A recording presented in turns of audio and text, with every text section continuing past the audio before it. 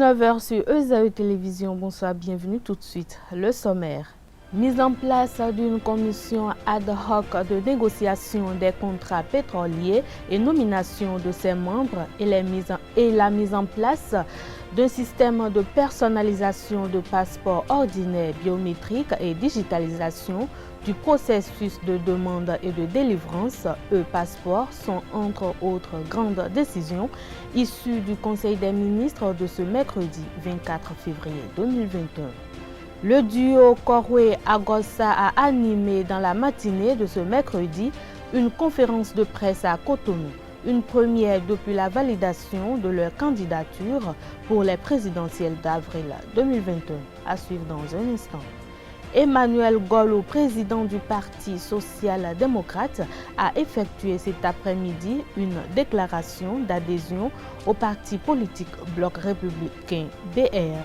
Cette décision à l'en-croix fait suite à un long moment de silence ponctué d'analyse, d'examination des actions menées par le régime Talon.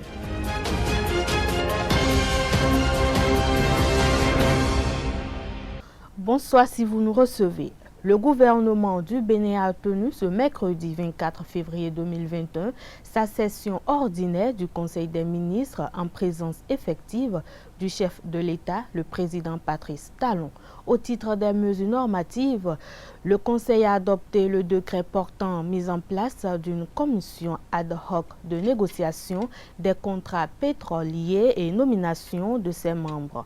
On peut également noter comme grande décision le renforcement de la desserte en eau potable des quartiers de Fidjrosset dans la commune de Cotonou et Godomé dans celle Abomey-Calavi.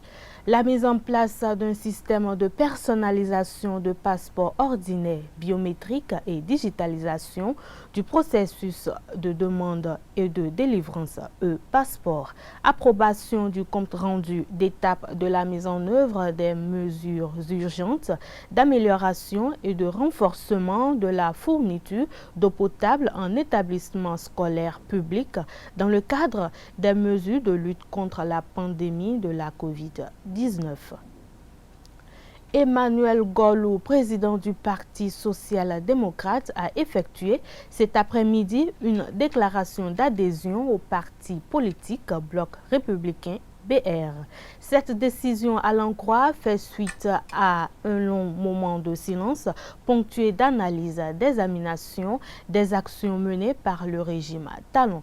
Le désormais ancien président du Parti social-démocrate invite ses militants et militantes à rejoindre et à y prendre part activement afin d'assurer une victoire écrasante au candidat Patrice Talon le 11 avril prochain. Je vous invite à suivre un extrait de sa déclaration recueillie par Lariosa Adjagbenon et Abdelkader Achirou. De la quiétude des citoyens en matière de sécurité, de la libre circulation des biens et des personnes, aux questionnements prioritairement vitaux tels que l'eau et l'énergie, de même que les infrastructures routières, les réformes n'ont manqué d'impacter aucun secteur. D'autres secteurs prioritaires comme la santé sont en ligne de mire avec le projet d'assurance pour le renforcement du capital humain H, la formation des professionnels du secteur, l'amélioration du plateau technique et l'érection d'hôpitaux aux normes internationales. Au demeurant, notre économie, dernièrement mise à rude épreuve avec à la fois la fermeture des frontières nigérianes et la pandémie du Covid, a tenu, survécu et a de beaux jours devant elle, non sans difficulté certes, mais nous avons tenu bon. Nous avons, au-delà de notre capacité résiliente, réussi à confirmer notre aptitude à nous adapter aux circonstances draconiennes pour puiser au fond de notre potentiel les ressources nécessaires pour résorber nos crises. C'est le lieu de saluer nos gouvernants pour tous les efforts déployés au cours de cette période périlleuse. C'est fort de cet état des lieux que nous avons décidé de nous adresser à vous ce jour, et ceci après nous être soumis à l'exercice d'écoute de notre base militante à laquelle nous adressons ici une retentissante reconnaissance pour sa fidélité. Aussi, sommes-nous conscients qu'aucune œuvre humaine n'est parfaite et que face à certains défis tels que ceux qui s'annoncent, il n'y a qu'ensemble que nous pouvons les relever. Il n'y a qu'ensemble, toute querelle tue, toute divergence absoute. Nous pouvons boucher la jarre trouée.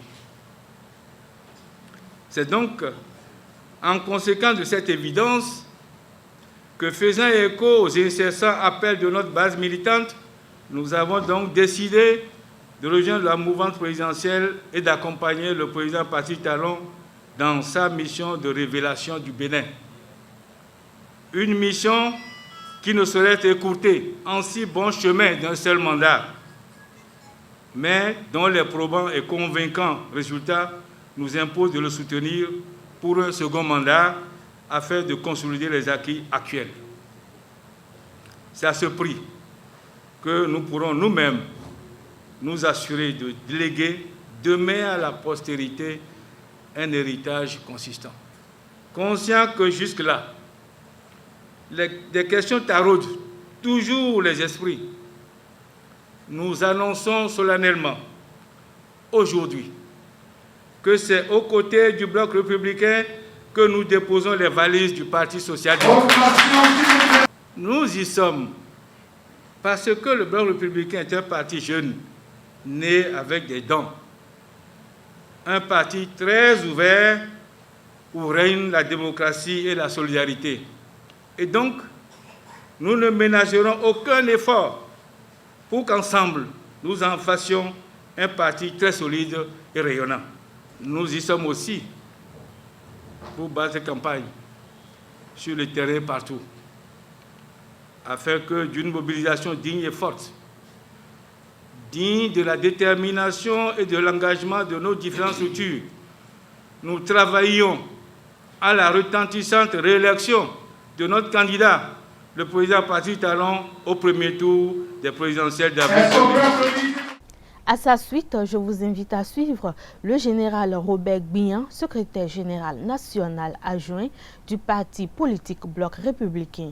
Il s'est adressé aux désormais ex-militants PSD, les invitant à rejoindre les cellules décentralisées et les différentes organisations du parti afin de prendre une part active aux différentes activités.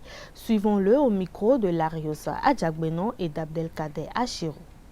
Le parti Bloc républicain, parti d'obédience libérale, est né le 8 décembre 2018 de la mise en application des dispositions de cette nouvelle loi et de la volonté de plus de 60 partis, de mouvements et autres associations politiques ayant accepté de se fusionner en un seul grand bloc.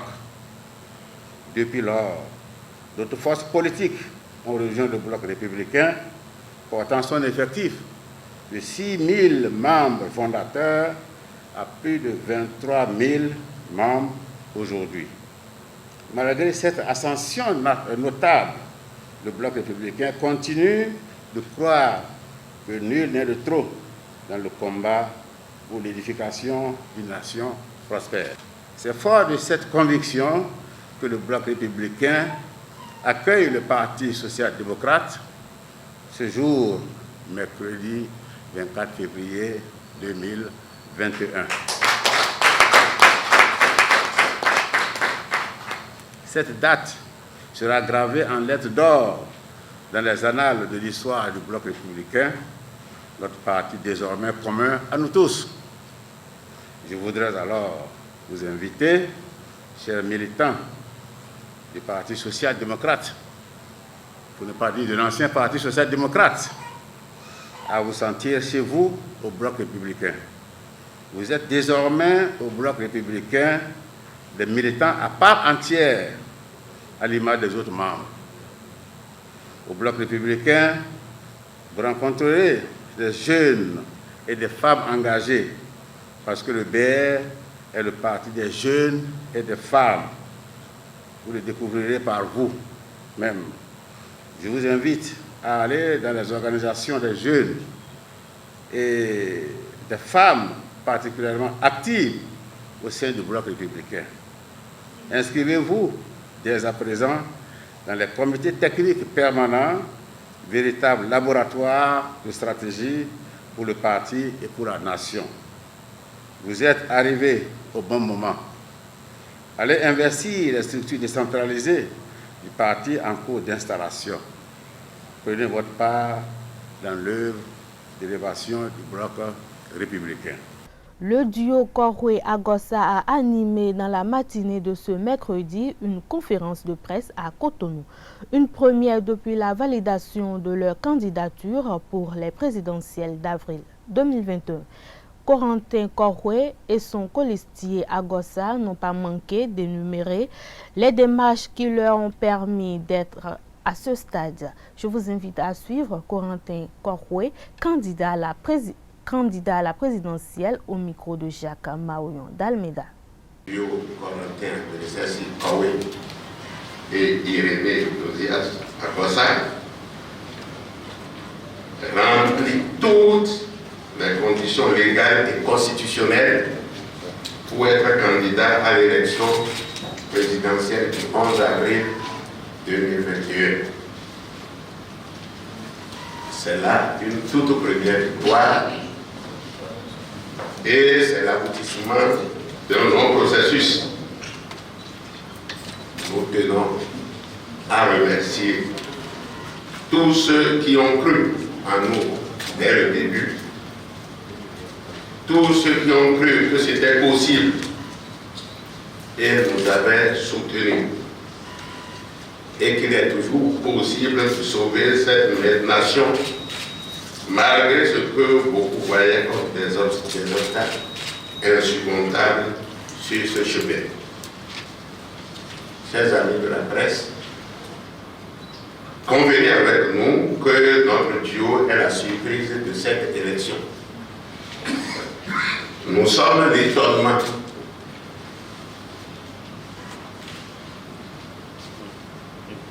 Nous sommes l'étonnement. Beaucoup disent, mais c'est qui ça? C'est vrai. Je suis un homme peut-être discret, peut-être caché, mais je ne suis pas absent sur la scène politique béninoise.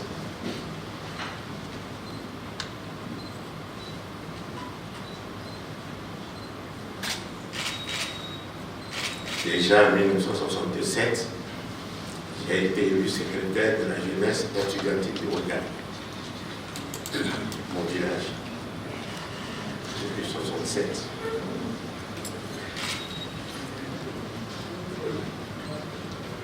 Nous sommes l'étonnement et pourtant nous nous sommes longtemps préparés. Maintenant nous sommes prêts pour la victoire finale.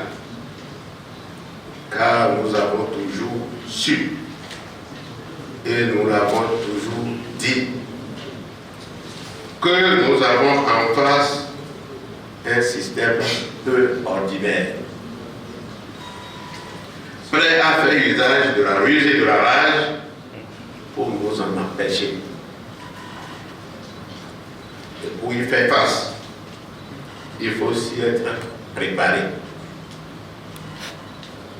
Bien préparé et faire preuve d'une intelligence politique inédite. C'est ce que nous pourrions avoir fait. Et c'est d'ailleurs pour cela que nos camarades de l'opposition ne nous comprenaient pas. Quand nous disons qu'il fallait absolument tout faire pour participer à cette élection Nos idéaux sont clairs, nos valeurs sont en jeu, mais nous pouvons changer les choses et libérer le peuple béninois. Notre ultime but dans ce combat que nous menons avec foi et détermination, c'est de mettre fin à la souffrance de notre peuple. Après les démarches à suivre pour la validation de candidature présentée par le président Koroué, le candidat à la vice-présidence, Irénée Agossa, quant à lui, a levé la voile sur les rumeurs qui circulent sur sa suspension du parti Les Démocrates, tout en rappelant les nombreuses démarches qu'il aurait effectuées auprès de ses pairs pour amener le parti à l'élection présidentielle de 2021, mais en vain. Notamment la dernière avec le président du parti, Éric Mondete. Suivez plutôt. Moi qui suis ici, j'ai été interpellé et sanctionné. Pourquoi? Simplement parce que sur une radio, j'affirmais que mon duo aura le parrainage. Que nous sommes sur le chemin d'avoir le parrainage. Le parti s'est réuni pour dire, les vice-présidents se sont réunis pour dire, puisque le parti n'a pas fait ce choix, comme tu es militant, tu ne dois pas défendre un autre point de vue que celui du parti. Nous l'avons expliqué. Moi, je me suis déplacé personnellement à rencontrer chacun, les rencontrer, discuter avec eux, leur montrer que la seule voie pour qu'on puisse en sortir, c'est de participer à cette élection. J'en ai pour preuve la rencontre que j'ai eue personnellement au domicile du président du parti, Éric Mondete, où je lui ai expliqué dans les détails la procédure par laquelle nous pouvons avoir le parrainage. Il m'a supplié d'abandonner cette procédure, que ce n'est pas la bonne pour le parti.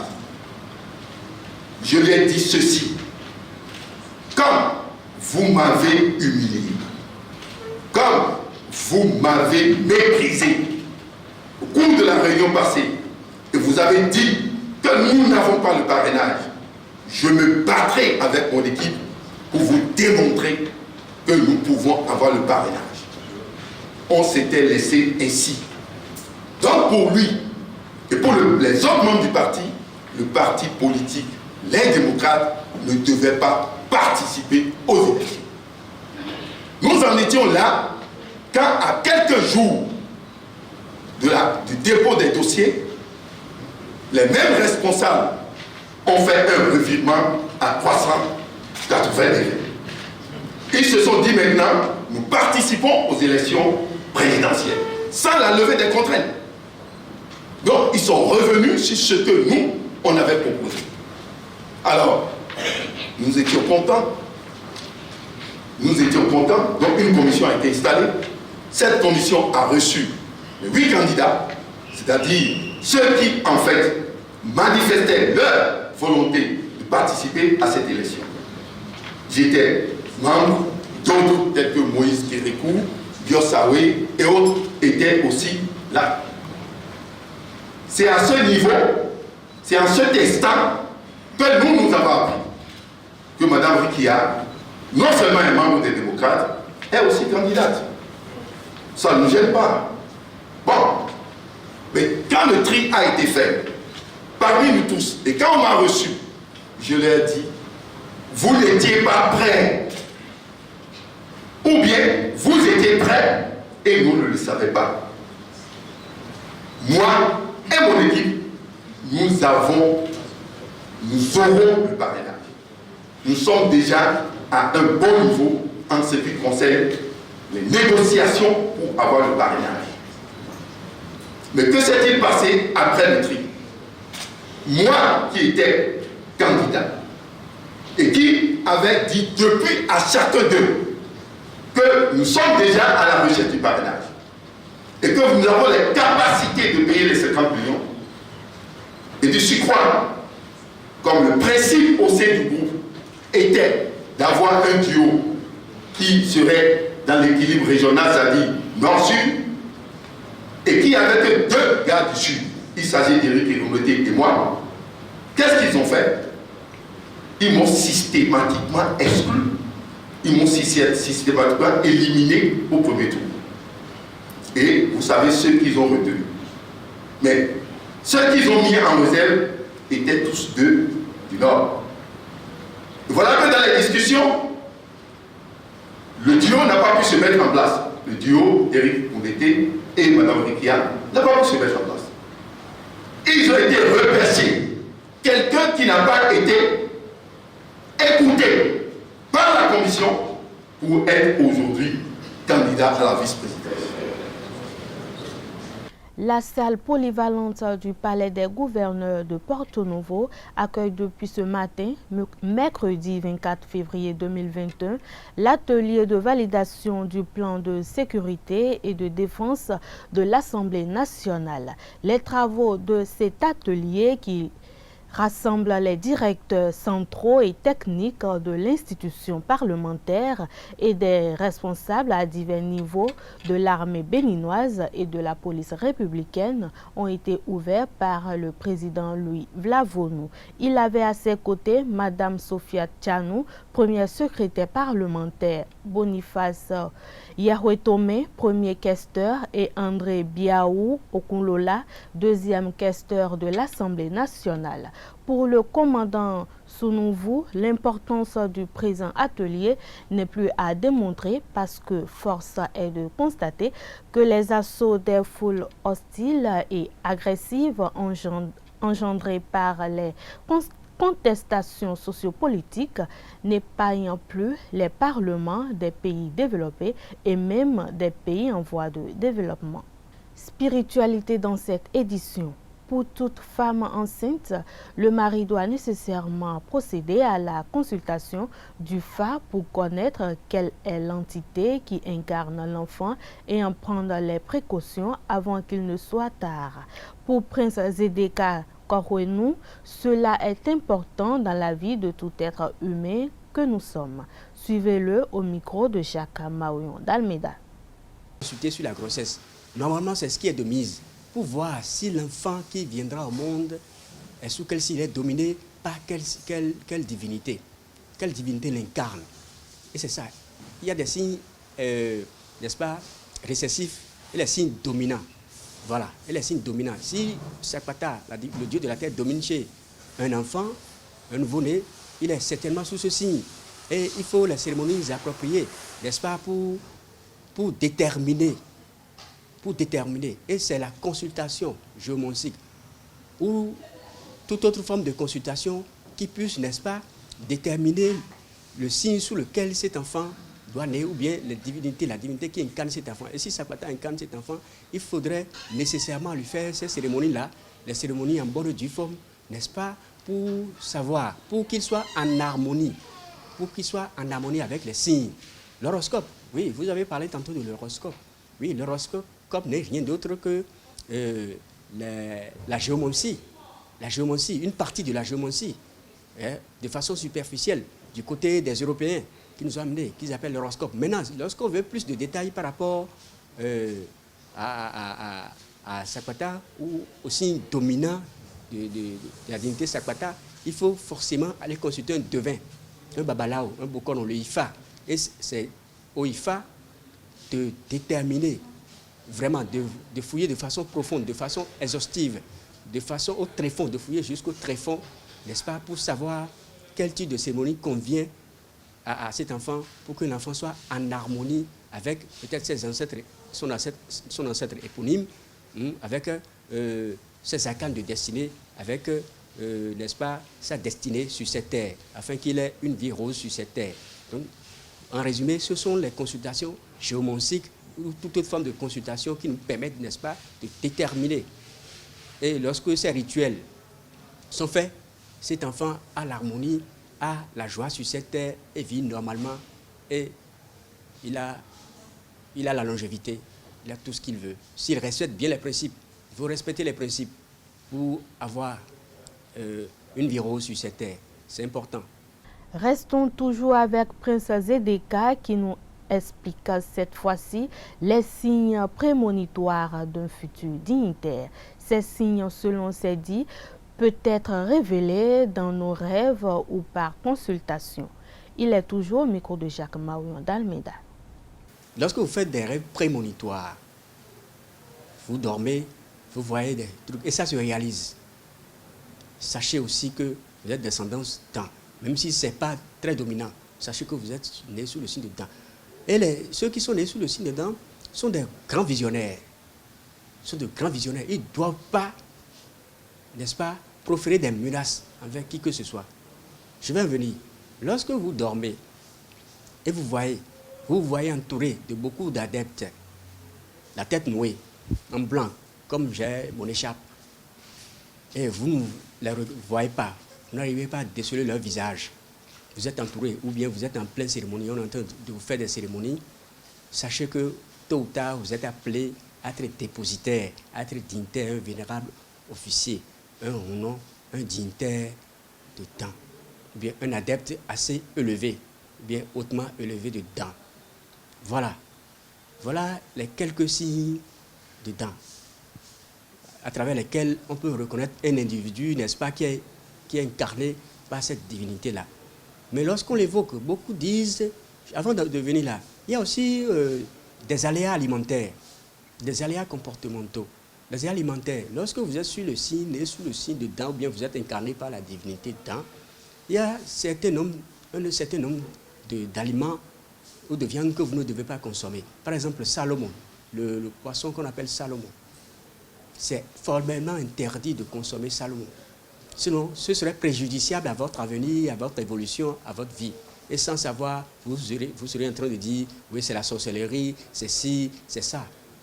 Lorsque vous êtes sur le signe de Dan aussi, vous avez du mal à vous fixer, à avoir un conjoint ou une conjointe digne du nom. Quelles que soient vos prières, si vous ne faites pas, vous n'approchez pas ceux qui sont experts, ceux qui maîtrisent, ceux qui sont experts en la matière, vous n'aurez pas, vous aurez du mal, n'est-ce pas, à avoir une fixité dans votre relation amoureuse, dans votre foyer. Quel que soit votre degré de beauté, un jour, 2 jours, 3 jours, quel que soit votre comportement, vous aurez de très bons comportements envers votre conjoint, votre fiancé, votre petit ami, mais vous ne saurez même pas comment est-ce que vous vous êtes séparés. Ça, la divinité Dan est capable de le faire. Et moi qui suis ici, qui vous parle ce matin, le prince Zédéka, ça m'est arrivé aussi. Il a fallu que j'aille faire des cérémonies, que j'aille être interné au couvent. J'ai fait mon couvent, j'ai fait Pesoupanou, à Sé. C'est là où j'ai fait ma cérémonie et je suis resté 3 mois là-bas pour faire la cérémonie. Et à l'époque, la divinité s'est manifestée à moi. Je suis à Poukessi.